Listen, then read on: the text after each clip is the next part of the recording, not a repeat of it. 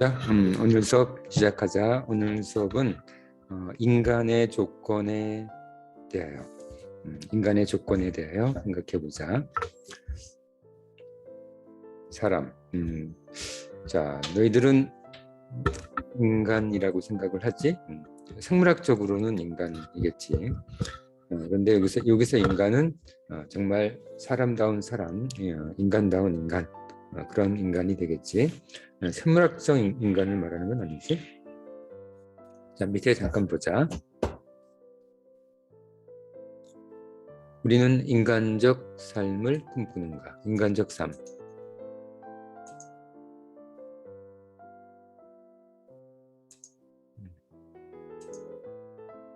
자, 인간적 삶이 무엇인지 한번 생각해봐. 인간적 삶. 자, 우리는 인간적 삶을 꿈꾸는가? 무엇이 인간적 삶인지.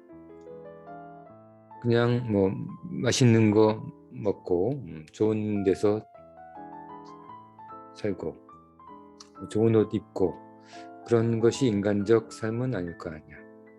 뭐 그것도 인간적 삶 중에 하나이긴 하겠지만 그걸 인간적 삶이라고 얘기하진 않지. 자, 무엇이 인간적 삶인지 한번 생각해보는 시간이다. 자, 우리 인간의 조건에 대해서 생각해보자. 이번 단원에서 첫 번째, 나에 대하여. 자신 또는 자기 삶의 특징 세 가지를 도출하고 자세히 설명하시오. 자기 삶의 특징 또는 자신의 특징 세 가지를 도출하고 자세히 설명해봐. 자, 지금부터 작성한다. 10분이다. 10분.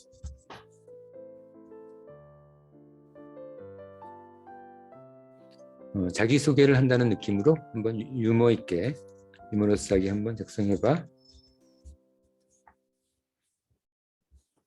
나에 대한 이야기지? 나에 대한 이야기 작성해보자.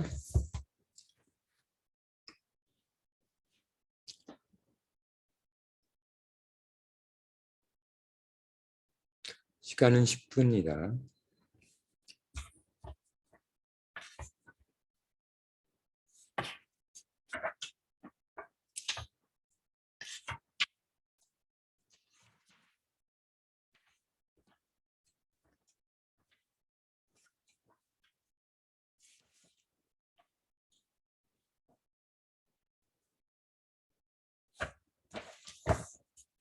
자, 그러면 다 한 사람은 다음으로 넘어가자.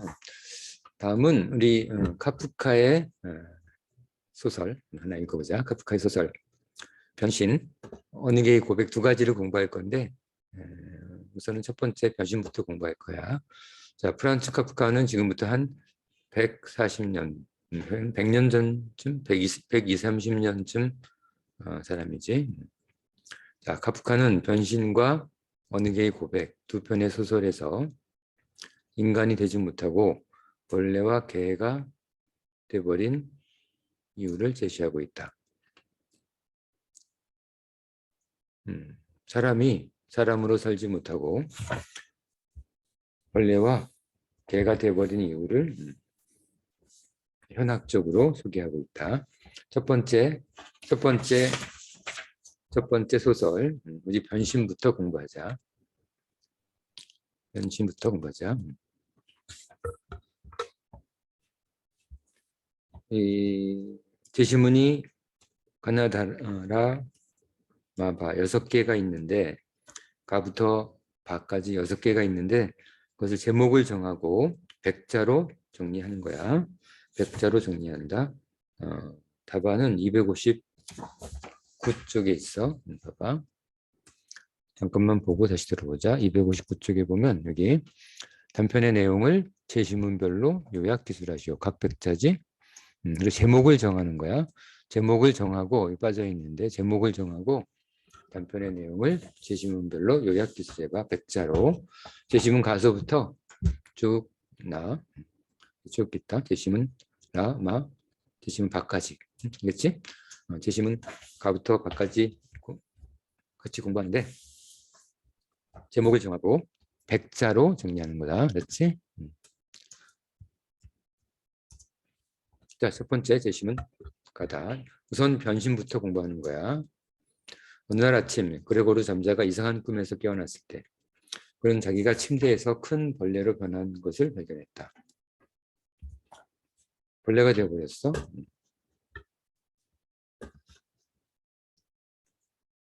그는 갑옷처럼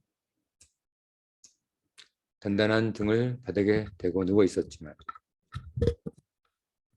머리를 약간 들었을 때 반원을 이루는 갈색 줄이 단단한 활 모양의 주름으로 나뉘어져 있었다. 배에 이렇게 좀 줄이 딱딱딱 가 있던 거지. 바퀴벌레처럼. 배 위에 담요를 덮을 수는 없었다. 이불이 계속 미끄러지려 했기 때문이었다. 몸의 나머지 부분에 비해 너무 얇은 수많은 다리는 눈앞에서 계속 흔들거리고 있었다. 다리가 굉장히 많은 거미, 바퀴벌레는 6개인데 다리가 또 굉장히 많았나 보네. 바퀴벌레도 아니네. 이게 무슨 일이지? 하고 그는 속으로 생각했다. 꿈은 아니었다. 좁지만 살기 편한 그의 방은 4개의 친숙한 벽으로 둘러싸여 있었다. 옷감 구러미가 펼쳐진 책상 위에는 그레고르는 외판 직원이었다. 그 어떤 직물을 파는 그런 외판 직원이었나 봐. 그가 화보 잡지에서 잘라 내 금박 액체에 넣어둔 그림도 있었다. 그림은 여인의 초상화였으며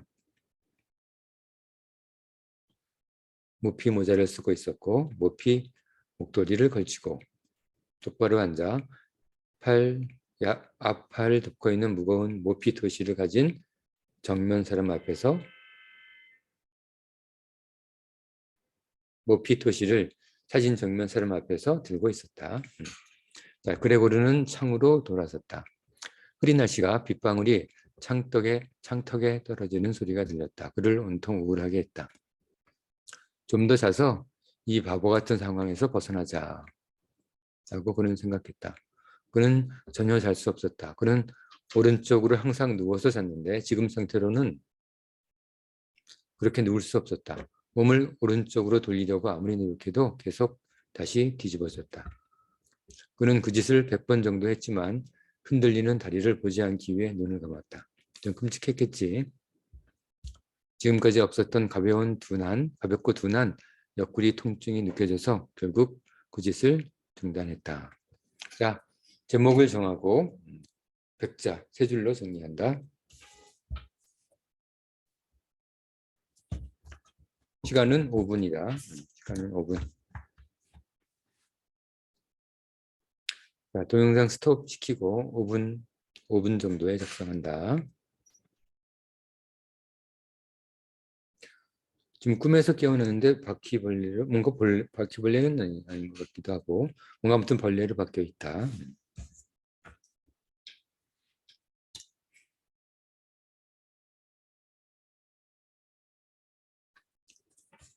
자, 다음으로 넘어간다. 다 한 사람만 넘어온다. 아, 이처럼 열심히 일하다니 매일 집을 떠나 출장을 가야 한다. 외판 사원이기 때문에 할 수 없지. 이는 회사 내에서 하는 실제 작업보다 훨씬 더 신경을 자극한다.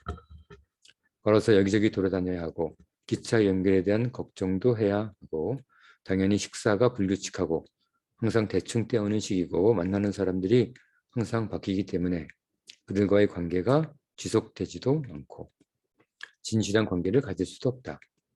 악마가 모든 것을 가져갔으면 좋겠다. 자신의 일에 대해서 굉장히 불만을 가지고 있는 것 같아. 그렇지?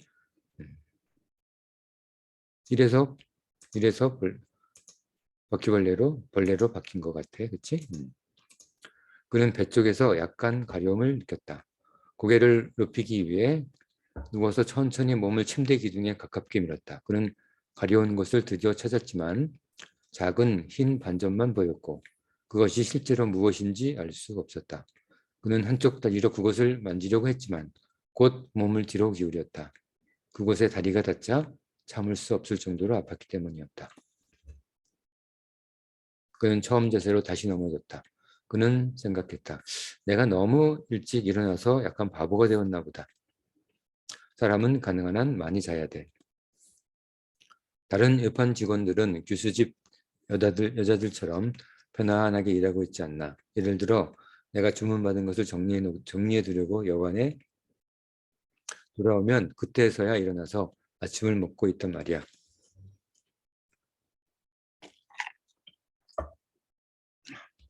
나도 사장에게 나도 그렇게 편안하게 한번 해보겠다고 말해보고 싶다. 지금 일이 굉장히 힘든 것 같아. 그치? 하지만 그러면 바로 쫓겨날 거야. 오히려 쫓겨나는 것이 내게 좋은지도 몰라. 부모님 때문에 그럴 수는 없지. 그렇지 않다면 벌써 오래전에 사표를 냈을 거야. 나는 사장에게 가서 내 생각을 말했을 것이고 아마 사장은 놀라 책상에서 떨어졌을 거야. 사장이 항상 책상에 앉아 직원을 내려다보며 이야기하는 것은 이상한 일이야. 게다가 우리 사장은 귀가 어두워서 가까이 다가가야 되지. 그러나 희망은 있다. 부모님의 모든 빚을 사장에게 갚을 정도로 돈을 모으면 그렇게 하는데 5, 6년은 걸릴 거야. 그것은 정말 우리 가족이 큰일을 한 셈이지. 그건 그렇고 지금 빨리 일어나야 한다. 5시에 출발하는 기차니까. 그는 째깍거리는 탁상 시계를 보았다. 오 세상에, 그는 속으로 말했다. 벌써 6시 반이었다. 시계바늘은 계속 움직이고 있었다. 아니, 벌써 6시 반이 지나서 45분이 다가오고 있었다. 알람 시계가 울리지 않았나? 침대 위에 알람 시계가 4시에 맞춰져 있는 것을 볼 수 있었다. 분명 울렸을 것이다. 그런데 방 전체에서 시끄러운 소리가 났을 텐데 어떻게 편안하게 잠을 잘 수 있었지? 아니, 나는 편안하게 잠을 자지 못해서 그래서 더욱 깊이 그 세명정이 울렸을 그 시기지. 그 시기에 더욱 깊이 잠들어 알람 소리를 못 들었을지도 몰라. 그런데 지금 어떻게 해야 하지? 다음 열차는 7시에 있을 거다. 그 기차라도 타려면 정신없이 서둘러야 한다. 하지만 샘플은 아직 준비하지도 않았고 몸 상태가 좋지 않아서 잘 움직일 수조차 없다. 아마도 회사 사화는 심부름 뿐이지. 5시 기차를 기다렸을 테고 이미 내가 늦은 것을 보고했을 거다. 이 친구는 사장의 심부름꾼이고 용기도 없는 인간이지. 몸이 아파서 결근한다고 할까? 그러나 그건 너무 의심을 사기 쉬운 일일 것 같다. 나는 5년 동안 한 번도 아픈 적이 없었기 때문이다. 아마도 사장은 건강보험 의사와 함께 와서 진단하고 게으른 아들에 대해 부모님에게 비난할 거다. 그리고 의사의 건강보험 의사는 언제나 건강하고 일하는 것을 싫어하는 사람들만 볼 뿐이다. 의사는 진단을 가지고 어떤 변명도 할 수 없을 거야. 그렇지만 이 경우만큼은 사장이 잘못되었다고 말할 수는 없겠지. 자기가 거짓말한 거니까. 그레고는 오랫동안 자고 있었지만 더 자고 싶어지는 점을 제외하고는 몸에 아무런 문제가 없는 것 같았고 심한 시장기까지 있었다. 자, 이것도 마찬가지로 제목을 정하고 두 줄로 백자, 세 줄로 정리한다. 백자로 정리한다.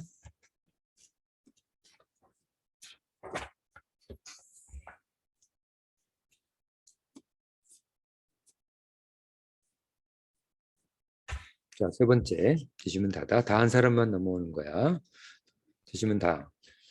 침대에서 일어나기 위해 마음을 결정하지 않고 이런 것들을 생각할 때 시계가 6시 45분을 지났다. 이때 침대 쪽 문에서 조용히 놓고 하는 소리가 났다. 그레고르 하고 부르는데 어머니였다. 6시 45분이다. 출근 안 하니? 부드러운 목소리다. 그레고르는 자기 목소리를 듣고 크게 놀랐다. 그 목소리는 내 목소리인데 그 소리는 저음처럼 들리는 참을 수 없는 칙칙 벌레들 소리지? 벌레 소리. 칙칙거리는 이상한 소리였다. 그 칙칙하는 소리는 하는 말의 첫 순간만 선명하게 말하고 나머지 부분은 명확하지 않아서 다른 사람이 제대로 알아들었는지는 확실히 알 수 없었다. 그레고는 확실히 대답하고 자세히 설명하려고 노력했지만 이런 상태에 있었기 때문에 예 그래요 고마워요 어머니 지금 일어나요 라고 말할 수 있을 뿐이었다. 문이 막혀 있었기 때문에 그레고리의 목소리가 이상하다는 것을 밖에서 잘 알 수 없는 것 같았다. 어머니가 내 말에 그대로 돌아갔으니까. 이 짧은 대화로 집안의 다른 가족들은 그레고르가 아직 집에 있다는 것을 예기치 않게 알게 되었다. 조금은 그의 아버지가, 이번엔 아버지지? 한쪽 문을 두드렸다. 그레고르, 그레고르. 아버지가 소리쳤다. 뭘 하고 있니? 그리고는 다시 한번 묵직한 소리로 재촉했다. 그레고르, 그레고르. 다른 쪽 문에서는 누이가 조용히 말했다. 오빠 어디 아파요? 뭐 필요한 것 없어요? 그레고르는 양쪽에 대해 모두 대답했다. 거의 다 됐어요. 그는 매우 신중하게 발음하고 단어 사이에 긴 공백을 두어 자신의 말에 의심하지 않도록 노력했다. 아버지는 아침 식사 식탁으로 돌아갔다. 오빠 문 좀 열어봐요. 하지만 그레고르는 문을 열 수 없었으며 오히려 여행 가서나 집에서 잘 때 문을 잠그는 습관에 감사했다. 그렇지? 문을 잠그고 잤었나 봐. 어쨌든 그는 방해 없이 천천히 일어나서 옷을 입고 아침을 먼저 먹은 다음 이후의 일을 생각해야 할 것 같았다. 항상 그렇듯이 침대에서는 무언가 생각했을 때 제대로 된 결론을 내릴 수 없기 때문이다. 절대 잘못 누워 생긴 작은 근육통이 나중에 깨어나 보면 단지 아무렇지도 않게 느껴질 때가 때때로 있었던 일이 기억난다. 그래서 오늘의 일도 저절로 없어지기를 천천히 그리고 조용히 기다렸다. 그는 목소리 변화도 재판 사원의 직업병인 독감의 징후일 뿐이라고 생각했다. 자, 여기까지다. 제목을 정하고 백자로 정리한다. 백자로 내용을 정리한다.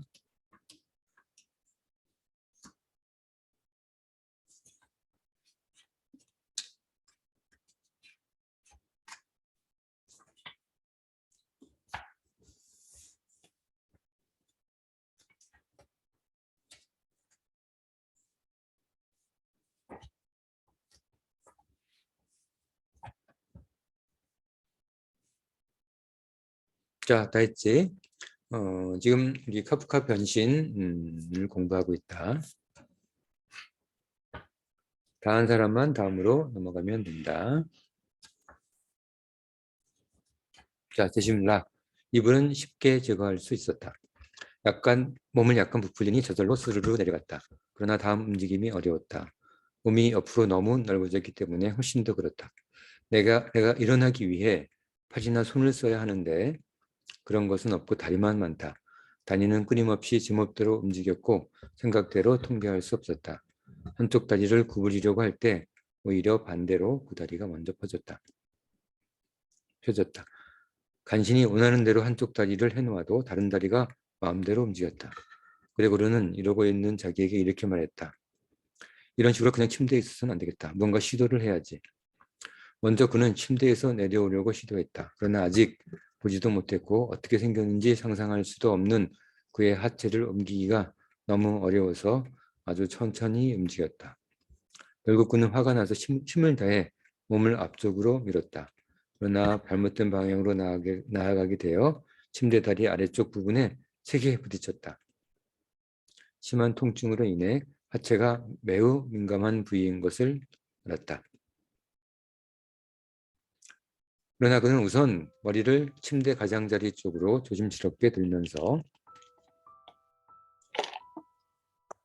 침대에서 빠져나오려 했다. 그것은 어렵지 않았다. 몸은 넓고 무거웠지만 그래도 천천히 머리의 움직임 방향으로 이동해 갔다.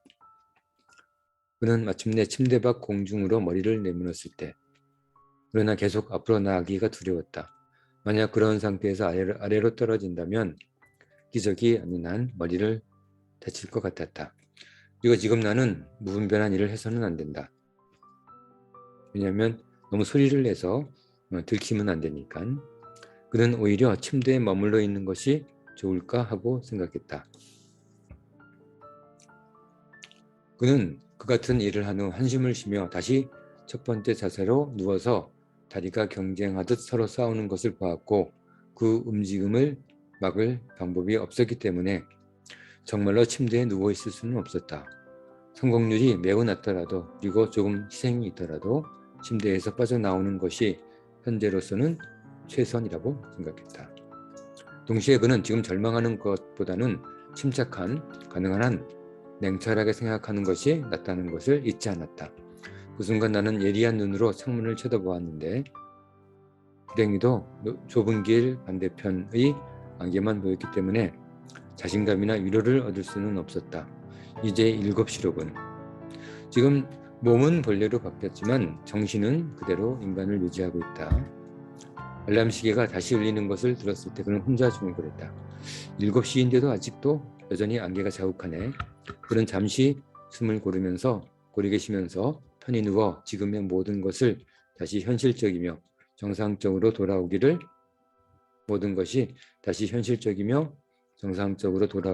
기도했다. 자, 여기까지가 제시문 라다. 지금 카프카의 변신을 읽고 있고 내용이 너무 길어서 제시문 라까지만 이번 시간에는 읽고 정리하자. 제목을 정하고 백자로 정리하는 거야. 그리고 시간은 5분 정도에 정리하면 된다. 자, 오늘 수업은 여기까지 하고 다음 시간에 나머지 제시문 마하고 제시문 바 읽고 문제를 풀도록 하자. 자, 오늘 수업은 여기까지.